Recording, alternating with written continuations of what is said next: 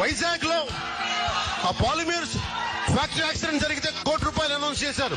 దానికి కనీసం మీరు కనీసం అంత తక్కువ ఎందుకు ఇచ్చారు మీరు 7 లక్షలు? ఇప్పుడు ఈ వీడియోలోని సాక్షాత్ పవన్ కళ్యాణ్ గారే అతని నోటితో అతనే అన్నారు, ఎల్జీ పాలిమర్స్ ఇన్సిడెంట్ అప్పుడు జగన్ గారు ₹1 ఇచ్చారు, ఆ ₹1 ఏం సరిపోతాయి, ఇంతకన్నా ఎక్కువ ఇస్తే బాగుంటది కదా ప్రజలకు అన్నారు. మంచిదే, ఎందుకంటే ఇప్పుడు ప్రజల తరపు పోరాడుతున్నారు కాబట్టి పవన్ కళ్యాణ్ గారు అడిగింది చాలా మంచి క్వశ్చన్. ₹1 ఏం సరిపోతాయి అన్నారు.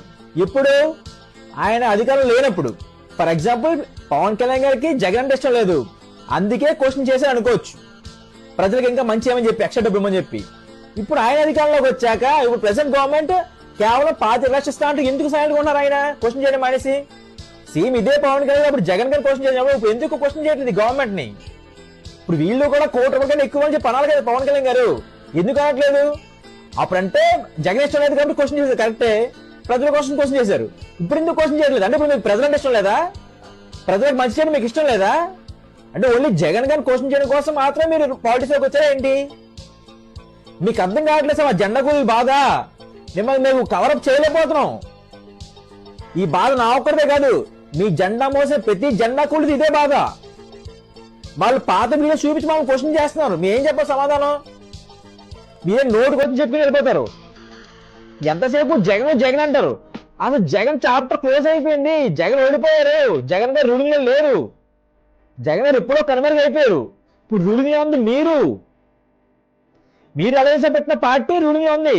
మీరు ఏదైనా మంచి చేయాలనుకుంటే ప్రజలకి మీరు రూలింగ్ ఉన్న గవర్నమెంట్ క్వశ్చన్ చేయాలి, అప్పుడే కదా మంచి జరుగుతుంది ప్రజలకి.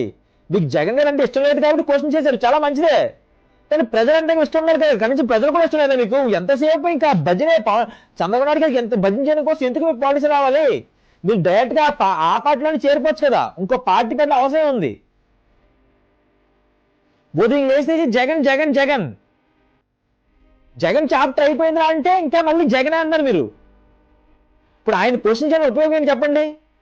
ప్రెస్ మీట్ పెట్టి గత 5 ఏళ్లలోని జగన్ ఉన్నారు ఏం చేయలేదు, ఆ ముందు ఉన్నది మీరే కదా, ఆ ముందు మీరు సపోర్ట్ చేసిన గవర్నమెంట్ రూల్ ఉంది, అప్పుడు ఎందుకు ఆ గవర్నమెంట్ ఎందుకు క్వశ్చన్ చేయలేదు? మీరు ఇప్పుడు మీరు పాత గవర్నమెంట్ క్వశ్చన్ చేస్తే మంచి జరుగుతుంది అనుకుంటే అప్పుడు చంద్రబాబు నాయుడు గవర్నమెంట్ క్వశ్చన్ చేయాలి కదా. దేనికి ఉపయోగం చెప్పండి క్వశ్చన్ చేసి జగన్ గవర్నమెంట్ ని? ఇప్పుడు మీరు సెంట్రల్ గవర్నమెంట్ తో కూడా బీజేపీతో కూడా అలయన్స్ ఉన్నారు. సో అలయన్స్ ఉన్నప్పుడు వాళ్ళతో మాట్లాడి దీన్ని ప్రైవేటైజ్ చేయకుండా ఆపాల్సిన బాధ్యత మీది. మీరేమన్నారు, జగన్ ప్రైవేటైజ్ చేస్తుంటే చేయకుండా ఆపేది మీరు అన్నారు.